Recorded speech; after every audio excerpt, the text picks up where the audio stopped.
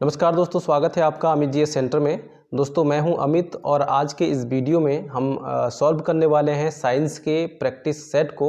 तो इस साइंस के प्रैक्टिस सेट को आप ज़रूर सॉल्व कीजिएगा, मेरे साथ इस वीडियो में बने रहिएगा और मेरे को आप कमेंट करके ज़रूर बताइएगा कि आपके कितने स्कोर आए। ठीक है दोस्तों, इस सेशन में जितने भी क्वेश्चंस हैं बहुत ही बेहतरीन क्वेश्चंस हैं जो कि आपके दूसरे एग्जाम्स के लिए भी बहुत ही महत्वपूर्ण है, तो इस वीडियो को ज़रूर देख लीजिएगा। ठीक है, और जितने भी क्वेश्चंस हैं आप इनको कॉपी में नोट डाउन करते रहिए। हालांकि मैं पीडीएफ आपको दूंगा टेलीग्राम चैनल पे, लेकिन आप क्वेश्चंस को कॉपी में ज़रूर नोट करते रहिए ताकि आपको एग्ज़ाम से पहले रिवीजन करने में दिक्कत ना हो। ठीक है, तो चलिए वीडियो शुरू करने से पहले आप लोगों से एक रिक्वेस्ट है कि यदि आप हमारे चैनल पर पहली बार आए हैं तो प्लीज़ इस चैनल को सब्सक्राइब कर लीजिए, नोटिफिकेशन बेल को भी प्रेस कर दीजिएगा ताकि आने वाले हर एक महत्वपूर्ण वीडियो का नोटिफिकेशन आप तक पहुंचता रहे। ठीक है, और वीडियो के डिस्क्रिप्शन में लिंक दिया है मैंने टेलीग्राम का, जिसको आप ज्वाइन कर लीजिएगा, जहां से आप पीडीएफ को प्राप्त कर सकते हैं। ठीक है,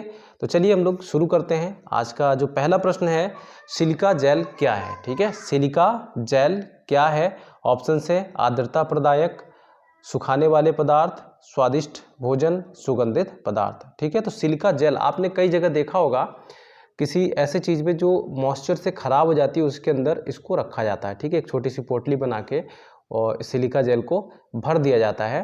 ठीक है, तो इसका काम क्या होता है कि उसके अंदर जो मॉइस्चर होता है उसको सोखता रहता है। ठीक है, क्या करता है? सुखाता है, मॉइस्चर को अपने अंदर सोख लेता है। ठीक है ना, तो यहाँ पर जो ऑप्शन नंबर 2 है वो करेक्ट हो जाएगा। ठीक है, सुखाने वाले पदार्थ के रूप में इसका प्रयोग किया जाता है सिलिका जेल का। ओके, चलिए अगला प्रश्न देख लेते हैं।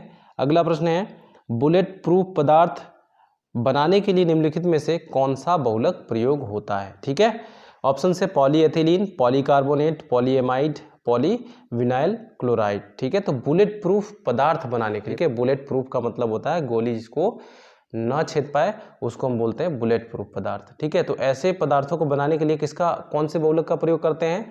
तो यहाँ पे ऑप्शन नंबर 2 जो है वो करेक्ट है। ठीक है, पॉलीकार्बोनेट का प्रयोग करते हैं। ठीक है, चलिए अगला प्रश्न देख लेते हैं। अगला प्रश्न है, जहरीली शराब में पाया जाता है, क्या पाया जाता है? ठीक है, किसके कारण से वो शराब जो है जहरीली हो जाती है? तो यहाँ पे देखिए ऑप्शंस हैं हमारे पास, ethyl alcohol, methyl alcohol, amyl alcohol और बेंजिल एल्कोहल। जहरीली शराब होती है जिसको पीने से लोगों की मौत तक हो जाती है, और नहीं होती है तो वो क्या हो जाते हैं? अंधे तक हो जाते हैं। ठीक है, तो वो जो उसका क्या नाम है? Methyl alcohol. मेथिल एल्कोहल के कारण शराब जो है जहरीली हो जाती है। ठीक है, तो यहाँ पे ऑप्शन नंबर 2 हो जाएगा। चलिए अगला प्रश्न देख लेते हैं। अगला प्रश्न है, निम्नलिखित में से किस एक को विस्फोटक की तरह से प्रयोग किया जाता है? ठीक है, ऑप्शन है phosphorus trichloride, mercuric oxide, graphite और नाइट्रोग्लिसरीन। ठीक है, तो यहाँ पर जो करेक्ट आंसर है वो है ऑप्शन नंबर 4 यानी कि नाइट्रोग्लिसरीन। ठीक है, नाइट्रोग्लिसरीन को हम और किस नाम से जानते हैं? तो उसको जानते हैं ट्राई नाइट्रोग्लिसरीन के नाम से। ठीक है, और इसका जो प्रयोग होता है ट्राई नाइट्रोग्लिसरीन का, वो एक विस्फोटक की तरह किया जाता है। ठीक है, चलिए अगला प्रश्न देखते हैं। अगला प्रश्न है, सूक्ष्म जीवों द्वारा कार्बनिक यौगिकों से एल्कोहल के उत्पादन को कहते हैं? ठीक है, सूक्ष्म जीवों द्वारा। ठीक है, कार्बनिक यौगिक कौन से हो गए? जैसे कोई फल हो गया, ठीक है, अनाज हो गया, ठीक है, और आपका ये गुड़ हो गया, चीनी, शुगर। ठीक है, ये सब कार्बनिक यौगिक है। ठीक है, तो उनसे एल्कोहल प्राप्त किया जाता है। ठीक है, प्रदान या उत्पादन किया जाता है, तो वो किसके द्वारा, कौन से जीव होते हैं? ठीक है, तो वो सूक्ष्म जीव होते हैं। ठीक है, और इसको एल्कोहल बनाने की प्रक्रिया को सूक्ष्म जीव किस प्रक्रिया के द्वारा पूर्ण करते हैं? तो किसके द्वारा पूर्ण करते हैं? तो वो किण्वन। ठीक है, क्या कहते हैं उसको? किण्वन कहते हैं। इसको सही से समझ लेते हैं, सूक्ष्म जीवों द्वारा कार्बनिक यौगिकों से एल्कोहल के उत्पादन को हम क्या कहते हैं? किण्वन कहते हैं। ठीक है, चलिए अगला प्रश्न देखते हैं। अगला प्रश्न है, जल के उपचार में चारकोल का प्रयोग किस रूप में किया जाता है? जल के उपचार का मतलब कि जल को शुद्धिकरण करने के लिए। ठीक है, तो चारकोल का प्रयोग किसके रूप में किया जाता है? तो अधिशोषक के रूप में किया जाता है। ऑप्शन नंबर 3 यहाँ पे करेक्ट हो जाएगा। अगला प्रश्न देख लेते हैं। अगला प्रश्न है, शक्कर के किण्वन से क्या बनता है?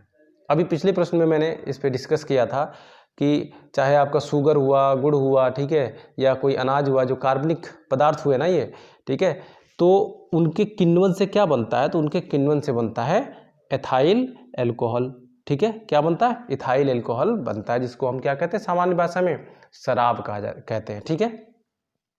चलिए अगला प्रश्न देख लेते हैं। अगला प्रश्न है, पटाखों में तेज सफेद प्रकाश लाने के लिए निम्नलिखित धातुओं में किस एक का प्रयोग किया जाता है, ठीक है। तो पटाखे जब हम फोड़ते हैं तो आपने देखा होगा कि बहुत तेज रोशनी होती है और बहुत ही सफ़ेद चमकीली रोशनी होती है उसमें, ठीक है। तो उसके लिए किस धातु का प्रयोग उस पटाखे में किया जाता है, ठीक है। तो हमारे पास ऑप्शंस हैं सोडियम, रजत, सोडियम और रजत आपने सुना ही होगा, सिल्वर को हम रजत भी बोलते हैं, और मैग्नीशियम, और इनमें से कोई नहीं, ठीक है। तो ऑप्शन नंबर 3 यहाँ पे करेक्ट हो जाएगा, मैग्नीशियम का प्रयोग करते हैं हम लोग, ठीक है, पटाखों में तेज सफ़ेद रोशनी लाने के लिए। अगला प्रश्न देख लेते हैं।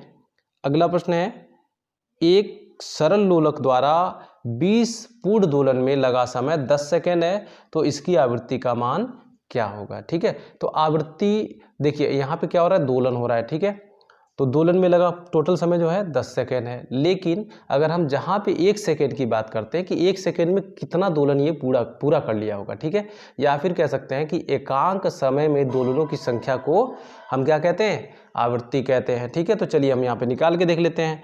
तो यहाँ पर दिया है 10 सेकेंड में, ठीक है, तो 10 सेकेंड में दोलनों की संख्या कितनी है, 20 है, तो 1 सेकेंड में हमको एकांक सेकेंड का ही तो निकालना था, एकांक समय का, तो 20 बट्टे कितना हो जाएगा, 10 हो जाएगा, ठीक है, काटेंगे तो कितना आ जाएगा, 2 आ जाएगा, यानी कि 1 सेकेंड में एक सरल लोलक यहाँ पर 2 दोलन पूर्ण करती है, ठीक है।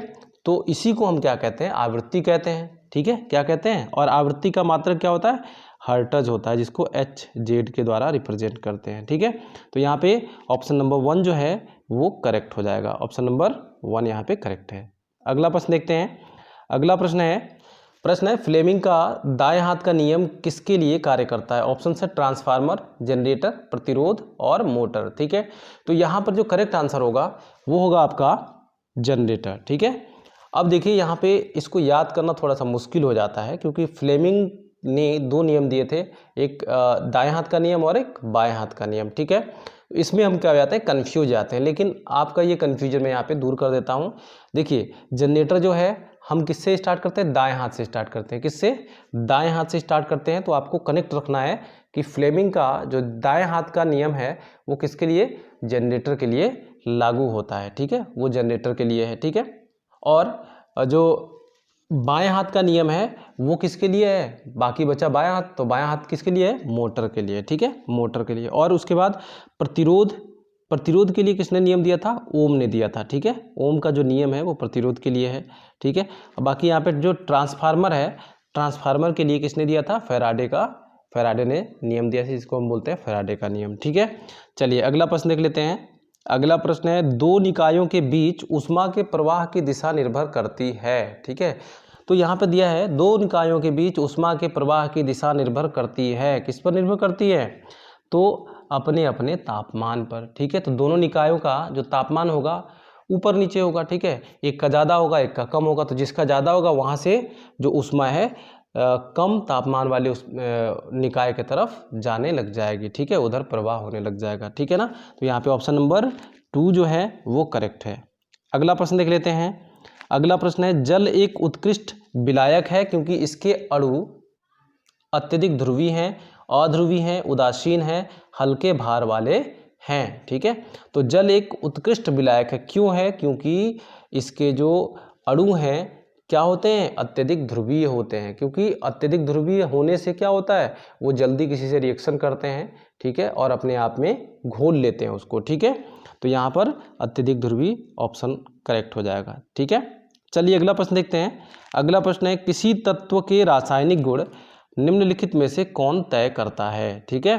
तो कोई तत्व है उसका जो रासायनिक गुण है वो किस पर निर्भर करता है, तो वो आपका इलेक्ट्रॉन पर निर्भर करता है। क्यों करता है, क्योंकि इलेक्ट्रॉन जो है कभी भी रासायनिक अभिक्रिया होता है तो उसमें क्या होता है, इलेक्ट्रॉन ही भाग लेते हैं, ठीक है, इसीलिए उनका जो रासायनिक गुण होता है वो किस पर निर्भर करता है, इलेक्ट्रॉनों पर निर्भर करता है। ऑप्शन नंबर 3 यहाँ पर करेक्ट हो जाएगा। अगला प्रश्न, शरीर की सर्वाधिक प्रबल अस्थि होती है। अस्थि मीन्स बोन्स, ठीक है, हड्डियाँ, ठीक है। तो शरीर की सर्वाधिक जो कठोर है, हार्ड है, ठीक है, हड्डी कौन सी है? यहाँ पर ऑप्शन दिया हुआ है जांघ की हड्डी, भुजा की हड्डी, जबड़े की हड्डी, गर्दन की हड्डी, ठीक है। यहाँ पर जो करेक्ट आंसर है वह है ऑप्शन नंबर 3, जबड़े की हड्डी, ठीक है। चलिए अगला प्रश्न देखते हैं। अगला प्रश्न है, प्रकाश की तीव्रता नापने के लिए जिस उपकरण का प्रयोग किया जाता है उसे कहते हैं, क्या कहते हैं? तो यहाँ पर ऑप्शन नंबर 1 करेक्ट हो जाएगा, लक्स मीटर कहते हैं, ठीक है। चलिए अगला प्रश्न देख लेते हैं। अगला प्रश्न है, निम्नलिखित एंजाइमों में से कौन सा एंजाइम सामान्यतया वयस्क मनुष्य में पाया नहीं जाता है, ठीक है, ये भी ध्यान रखना है, पाया नहीं जाता है। तो ऑप्शन से हमारे पास पेप्सिन, ट्रिप्सिन, रनिन और इनमें से कोई नहीं, ठीक है।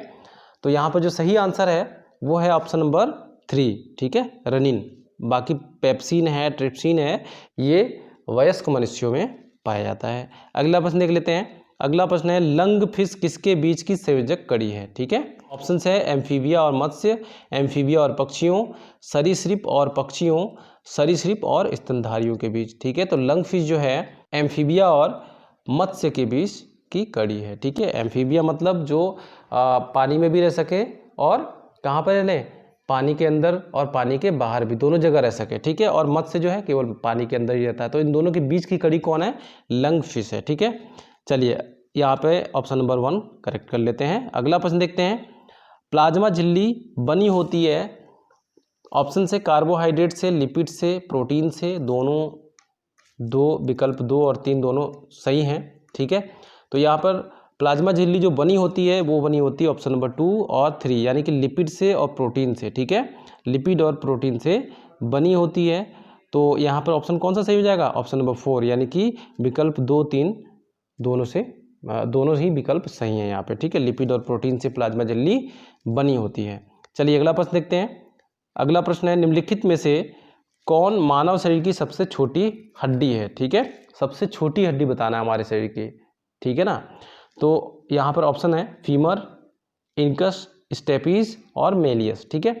तो यहाँ पर जो करेक्ट आंसर है वो है स्टेपीज, जो कि कान में हमारी ये हड्डी पाई जाती है, ठीक है, कान का एक हिस्सा है। अगला प्रश्न देख लेते हैं।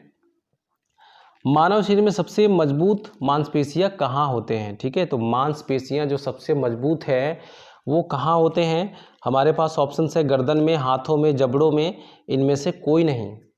तो इसका जो सही आंसर है वो है आपका जबड़ों में, ठीक है। जबड़ों में सबसे अधिक कठोर हड्डियां भी पाई जाती हैं और सबसे कठोर जो है मांसपेशियां भी पाई जाती हैं। सबसे कठोर कह सकते हैं, सबसे मजबूत मांसपेशियां पाई जाती हैं, ठीक है। तो ये थे आज के बहुत ही महत्वपूर्ण प्रश्न जो कि आपके एग्ज़ाम के लिए काफ़ी महत्वपूर्ण थे। उम्मीद करता हूँ कि आप सभी को ये क्वेश्चंस अच्छे लगे होंगे, वीडियो अच्छी लगी होगी, और मुझे कमेंट करके ज़रूर बताइएगा कि आपके कितने स्कोर आए, ठीक है। तो मिलते हैं अगले वीडियो में, तब तक के लिए बाय बाय, टेक केयर।